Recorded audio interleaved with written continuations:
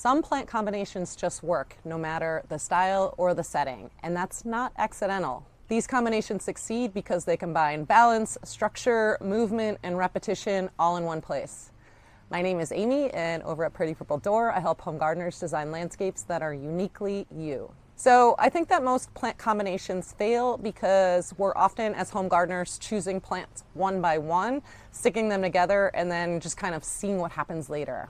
So we're picking plants one by one based on color, based on what looks good at the garden center when we go there, and we're just putting them together and hoping for the best, and that usually ends up looking a bit random instead of cohesive. I think that great plant combinations are based on roles, not specifically the type of plant that you use. So when each plant has a job, like this is a structural plant, this plant is going to be the movement in my garden, this one's going to be the accent, or this one's going to be the filler. The combinations that you're making with these plants begin to feel intentional instead of just randomly put together. And this is what designers are thinking about before they buy a single plant. What are the different roles that we can fill, and what plants will fulfill those roles in the conditions that we have for the space? So I wanted to give you 3 examples, and they're not just this plant, and this plant, but more like patterns that you can use throughout your garden using the plants that will fit in your particular space. So the first one is just planting a drift and a focal point. So this would be picking one plant and planting 3, 5, or 7 of that combination, and basically surrounding a plant that's in the center of that. Now, when you choose the other plant, you can choose something that's opposite. I like to choose opposite colors like blue versus orange. If my plants are purple, I might choose yellow. If they're red, I might choose something green, or I'd choose greens and then reds, something that would be an opposite color, but doesn't necessarily have to be an opposite color. It could be any color that you want. You just have to contrast in some way. So contrasting the form of the plants. So if all of your plants that are in your drifts are mounding plants, maybe you can choose a spiky plant for the center. So we're really just trying to bring out that contrast between the drift of plants and the one that you pop into the center. So what this does is it creates rhythm because there's a lot of repetition with that drift, and it also gives you a focal point, which is a place for your eye to land in the landscape. So if you repeat this pattern multiple times throughout the garden, your eye will bounce from here to here to here, and it's just a really simple, easy trick that designers use all the time. The next pattern that I like to use a lot, I'm calling just the layered trio pattern or combination. And this one combines a structural plant, so either a larger shrub or something very tall, and then a plant for a filler, and then something for a spiller in the bottom. So it's really, really similar. I'm sure you've heard with container plantings, do a thrill, spill, and then a fill. You can do this in your garden as well. So you can create a bigger structural plant or something tall, and then you can fill with a drift of perennials or something a little bit smaller, and then you can have something spilling over the edges. So that would typically be like a ground cover plant that's kind of coming over the edges of your garden bed, or even a lower growing mounding grass or a sedge that's kind of spilling into a walkway. I love using this combination. It's so easy, and because you're using 3 different types of plants, you're getting 3 specific forms usually when you're thinking about this. So maybe you would do a taller vase-shaped shrub, and then you'd use something rounded in the center, and then something mounding in the front or spreading. And that would give you 3 different shapes in your garden. You can choose the same colors, you can choose different colors with this one. As long as you have that repetition of something and a little bit of contrast, you're on the right track.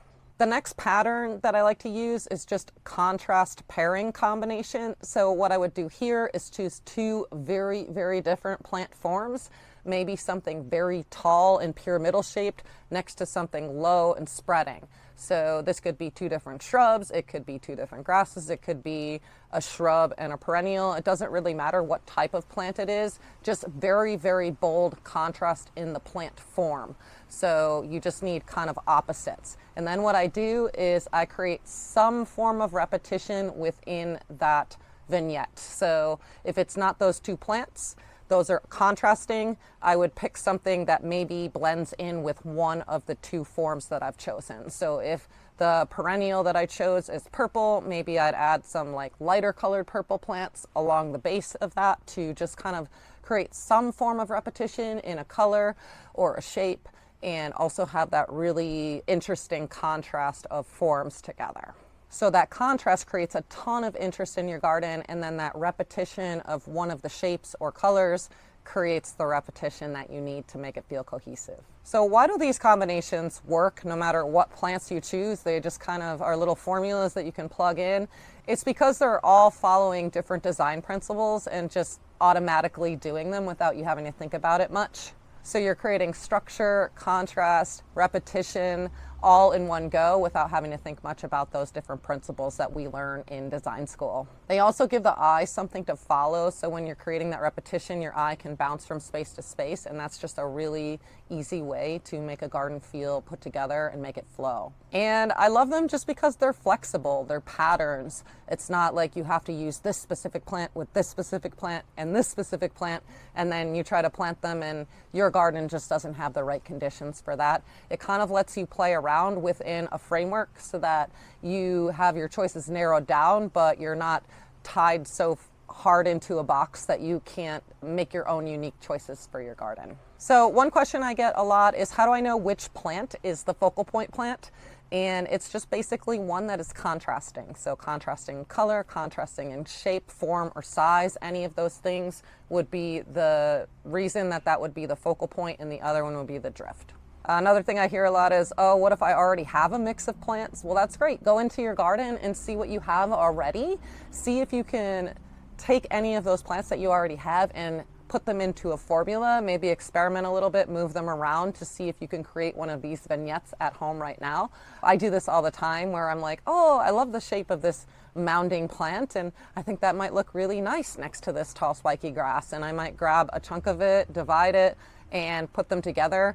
If it's not the right time to divide and you're seeing this combination, I always keep track of things to do in my garden in my notes app on my phone, and then in the fall I can go back to that list and just remember that I thought that this combination would work really well, and in the fall I might move the plants at that time. So just remember that it's not the specific plants that you're using that make a combination great. It's the way they're arranged. It's the patterns that we use to arrange them and combine them to create that structure, balance, movement, repetition, all of those design terms that don't make a lot of sense when we're thinking about them abstractly, but when they're in the garden, they make a ton of sense and they just work. So if you want to see how I kind of put a garden plan together, I've made a couple videos of just garden plants for different seasons. So I'm going to put a link to one of those videos right here that you can watch, and you can just see how I'm selecting the plants, and maybe you can pick out some of these patterns as you watch that one. I'll see you over in the next video.